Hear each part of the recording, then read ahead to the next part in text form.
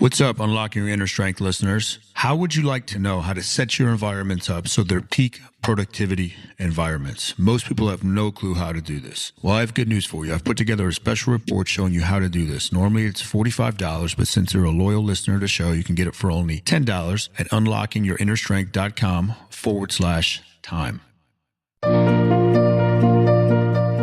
You're listening to The Inner Strength Show. If you want to step into your greatness, you've come to the right place. Here is your host, the human strength expert, Kyle Newell.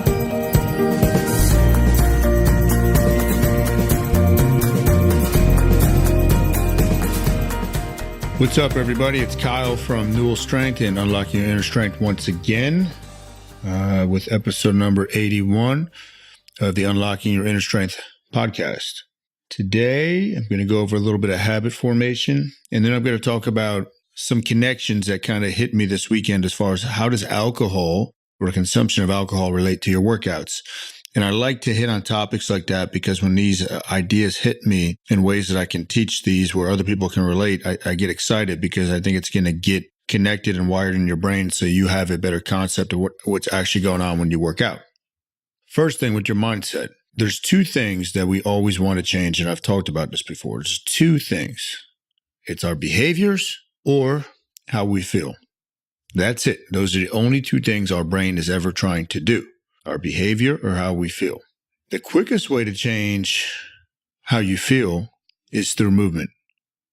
Physical movement. And somebody, I can't even remember, somebody that was just recently telling me in a mind map session how they were having a tough time at work, and they remembered something I had said, and they got up and went for a 10-minute walk, went on the swings, and kind of burned that energy up. The same center of your brain that emotional strife and energy is consumed is the same center of your brain that physical activity taps into.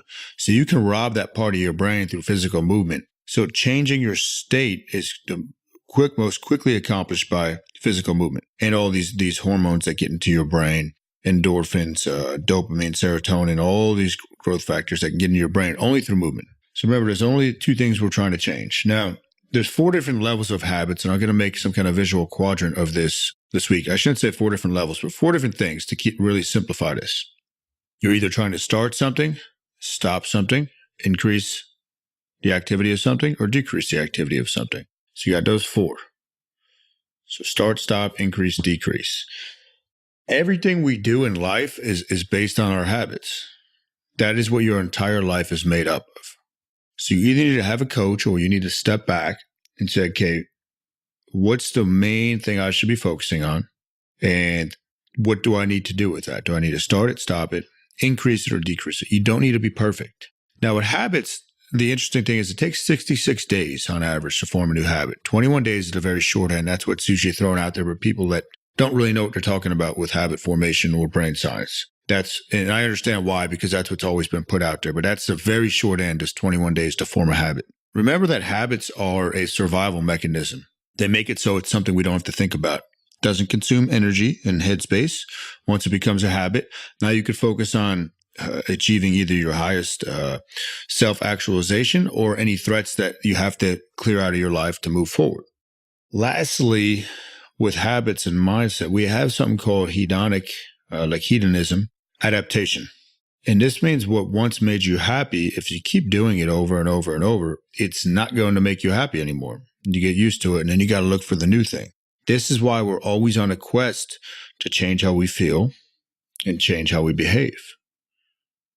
Happiness is not something you arrive at and then that's it. The human brain is most satisfied and happy when it's striving and growing, and it has a purpose. So remember that. Now, how does alcohol relate to your workouts? It relates in a couple different ways. Now, most people judge the quality of their workout by how sore they get.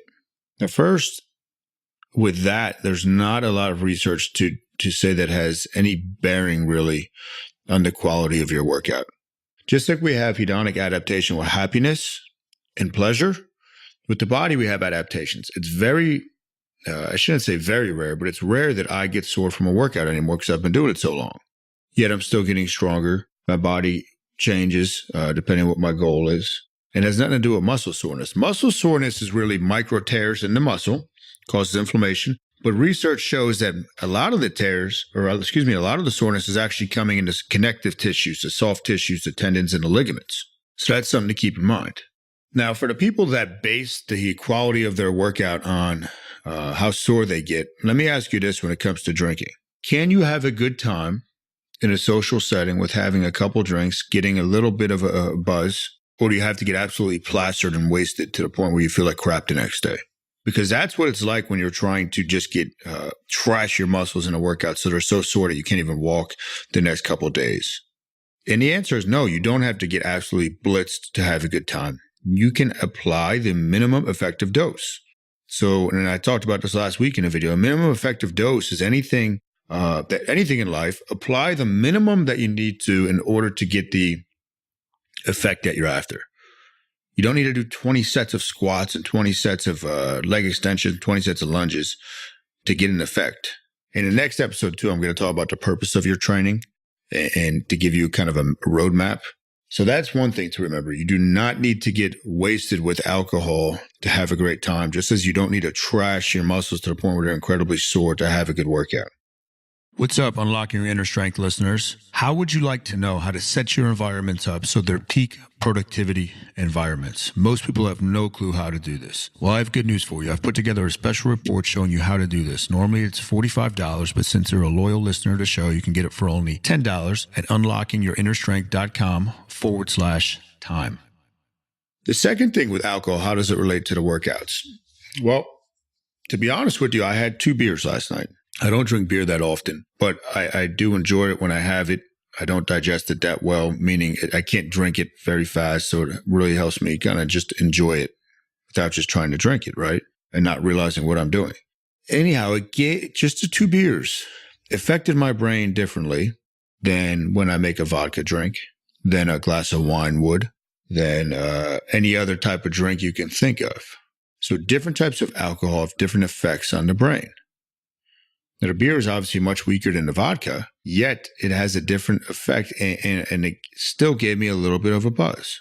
Now, when it comes to your workouts, there's so many variables that you can change and that you should change in order to get a new training effect. So anytime you change the angle, let's say you're using grip, you're doing a machine, right? And you change the grip from pronated to neutral to supinated, even though it's the same movement pattern, anytime you change the angle, you're changing how the system is recruited, the muscular system and nervous system. And I always used to teach it like this when I was teaching the one college course I taught, or even my young students when I was an elementary school teacher. If you have a sand hill and you take a cup, so I have my coffee here. Actually, let me get a sip.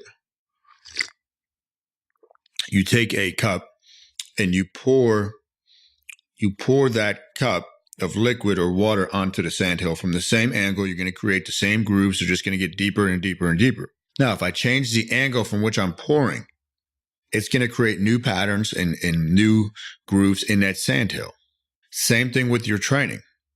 Different things, different grips, different patterns will create a new effect. Same thing when you're with your brain, guys and girls, when you're trying to learn or form a new habit. If you change the way you look at things, change the way you do things, you start creating new neural patterns in your brain, and that's where habit is formed. And that's where all types of cool things can happen, creative thought and whatnot. So that's how alcohol can relate to your workouts. And it's just something cool for you to remember. And I think you'll be able to use that as you move forward, and you'll be able to teach other people different training effects just by that little analogy. Last thing I want to talk about is how your body is made up of a stack of joints. I'm going to take something that they would teach in kinesiology and make overly complicated, and I'm going to make it so a second grader can understand it. And I literally used to do this. And I think that's a mark of someone who really knows their craft, is they can teach it to any level. So your body is a stack of joints. So you have the ankle, okay? You have the knee, hip, lumbar, your low back. You're going to go mid-back or upper back, thoracic spine, shoulders, neck. We're going to keep it very simple. There's a lot more joints than that. We're going to keep it simple. So it's a stack of joints that goes from mobile to stable. So the ankle joint is classified as a mobile joint. The knee joint is classified as a stable joint. Hip should be mobile. Lumbar or your lower back should be stable. Thoracic, mid-back, upper back should be mobile. Shoulders and neck get a little tricky. So shoulders kind of should be mobile without too much mobility, but I don't want to go there. It's really those other joints I want to talk about. Now, if you take mobility away from a mobile joint, let's say the ankle is not mobile enough. We actually had this happen to one of our basketball players a couple years ago, and I predicted it was going to happen to him and his coach, and then it happened a couple months later. His ankles had terrible mobility, so we were working on that. I said, Carl, if you don't fix your ankle mobility, you're going to have a knee issue. Sure enough, blew out his knee. ACL tear. So if you don't have mobility in a joint that's supposed to be mobile, that mobility's got to go somewhere. And usually it goes to the joint above or below that joint. The knee is classified as a hinge joint, so it should be a stable joint. Now, the knee gets most of its signals from the hip. The knee is really just a dumb joint. It's following the joint either below it, the ankle, or above it, the hip. If the hips don't have enough mobility, okay, again, it's going to travel down to the knee. If the hips don't have enough mobility, it might go up to the lower back, and that's where you're going to get some back pain. And there's a lot that goes into back pain. I'm actually going to do a really cool seminar on that probably in the summer at some point. But just keep that in mind because I think that's going to be really cool about how the brain registers pain and psychomotive medicine, things of that nature. But your body's a stack of joints. So if you remember that and you start getting pain in the joint, usually don't look at that joint, look at the joint above it or below it. And most people, when they sit, if you're watching this live, you can see I'm sitting and I'm kind of doing an exaggeration. Most people sit at a computer all day. Chest gets short, okay, and tight. Upper back gets weak, and they start losing mobility in that upper back. So that's something you got to correct in the gym. So I know I threw a lot out there with that, with the muscle soreness and the patterns and habit formation, and how drinking relates to your workouts. You now know more than 90% of the population about how the human body works. So I hope you enjoyed that. I'll be back actually later this week with episode number 82. It's going to be on hormones, which is going to be pretty cool. And please share this with somebody if you liked it. Please leave a review on iTunes. That helps me out a lot. Peace. Thanks for checking in. You've been listening to The Inner Strength Show. If you enjoyed the show, remember to subscribe, rate, and review us in iTunes.